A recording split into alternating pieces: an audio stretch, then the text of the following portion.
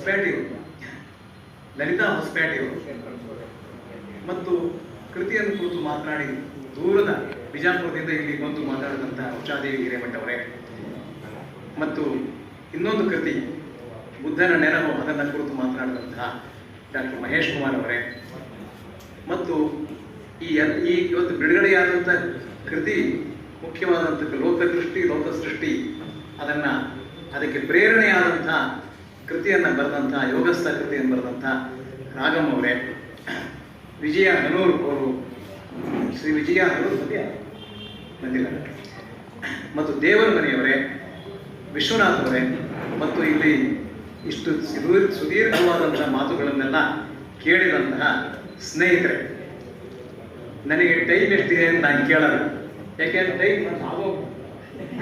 ಯಾಕೆಂದ್ರೆ ಕವಿಗೋಷ್ಠಿ ಶುರುವಾಗುವಂತ ಸಮಯ, ಅದನ್ನು ಮೀರಿ ನಾವು ಮುಂದಕ್ಕೆ ಹೋಗಿದ್ದೀವಿ. ಹಾಗೆ 2 ಕಾರ್ಯಕ್ರಮಗಳನ್ನು ಒಟ್ಟಿಗೆ ಸೇರಿಸಿದ್ರಿಂದ ಸ್ವಲ್ಪ ಕಷ್ಟ ಆಯಿತು ಅಂತ ಅನ್ಸುತ್ತೆ. ಅದು ಅಥವಾ ಇಷ್ಟೊಂದು ಭಾಷಣಕಾರ ಸೇರಿಸಬಾರ್ದಾಗಿದೆ. ಏನೇ ನನಗೆ ತುಂಬ ಸಂತೋಷವಾಗಿದೆ. ಯಾಕೆ ಸಂತೋಷವಾಗಿದೆ ಅಂತಂದ್ರೆ, ನಾನು ಹೆಚ್ಚು ಟೈಮ್ ಖಂಡಿತ ತಗೊಳ್ಳಲ್ಲ.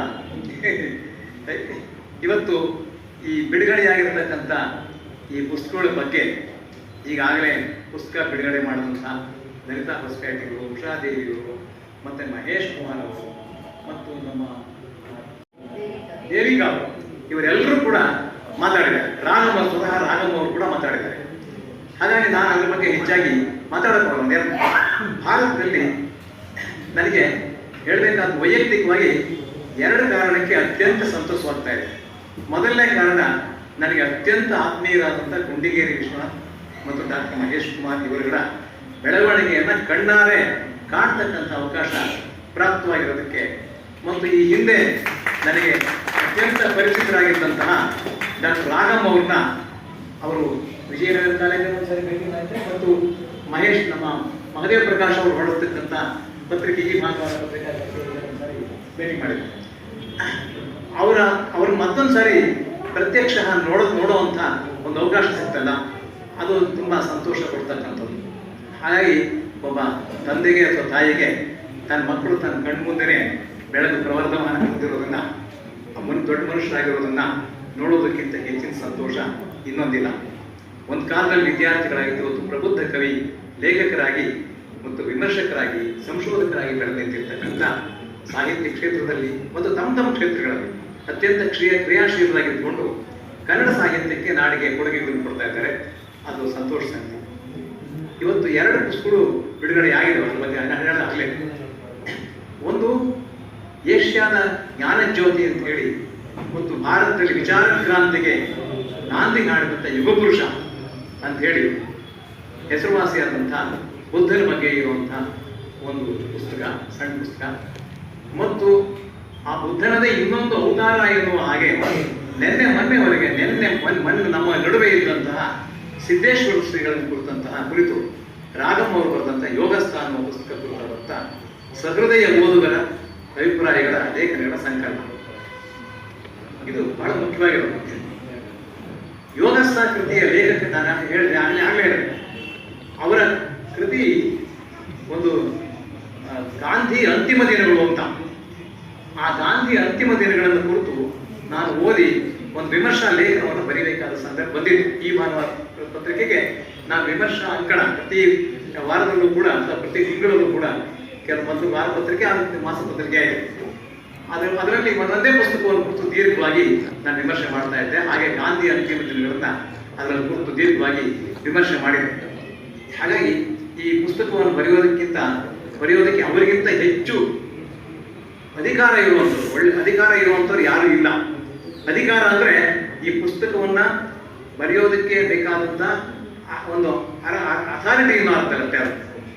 ಯಾಕೆ ಅಂತಂದ್ರೆ ಗುರುಸಿದ್ದೇಶ್ವರರ ಬಗ್ಗೆ ಅಪಾರವಾದ ಭಕ್ತಿ, ಪ್ರೀತಿ, ಶ್ರದ್ಧೆ ಇರತಕ್ಕಂಥದ್ದು.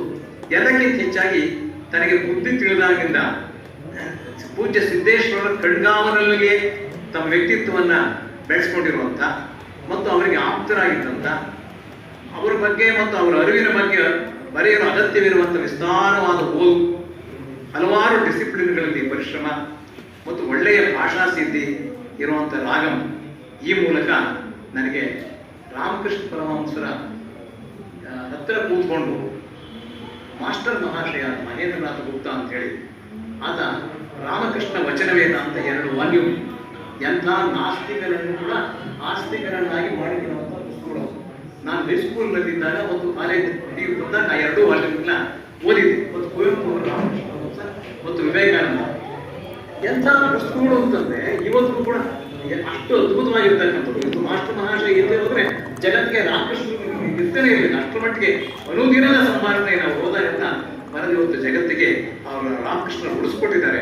ಹಾಗೆ ವಿವೇಕಾನಂದರ ಭಾಷಣಗಳನ್ನ ಜೆ ಗುಡ್ವಿನ್ ಅಂತ ಹೇಳಿ ಒಬ್ಬ ಸ್ಟೆನೋಗ್ರಾಫರ್, ಅವರೆಲ್ಲ ಮಾಡುವಂಥ ಭಾಷಣಗಳನ್ನ ನೀವು ಲೋಕಕ್ಕೆ ಉಳಿಸ್ಕೊಡಕ್ಕೆ ಸಾಧ್ಯವಾದ್ದು ಗುಡ್ವಿನ್ ಅವರು.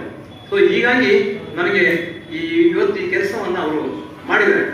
ಲೋಕಕ್ಕೆ ಉಳಿಸ್ಕೊಡುವಂಥ ಮಹತ್ ಕಾರ್ಯ.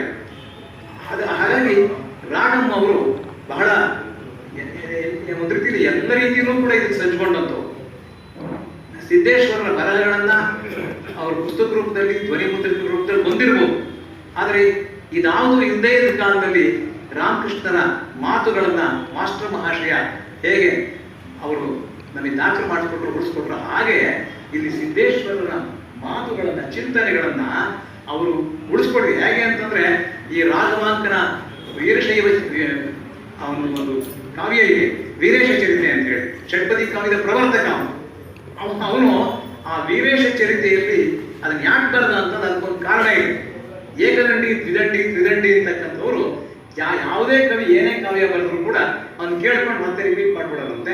ಇದು ನಾವೇ ಬರೆದು ನಮ್ಮಲ್ಲಿದೆ, ಇದು ನೀವೇ ಬರೆದಿದ್ದು ಹೊಸ ಅಲ್ಲ ಅಂತ. ಈ ಏಕದಂಡಿ, ತ್ರಿದಂಡಿಗಳನ್ನ ಸೋಲಿಸೋದಕ್ಕೋಸ್ಕರ ರಾಘವಾಂಕ ಒಂದು ಬೇರೆ ರೀತಿಯಲ್ಲಿ ಇರ್ತಕ್ಕಂಥದ್ದು, ಮಾಮೂಲಿ ಅಲ್ಲ.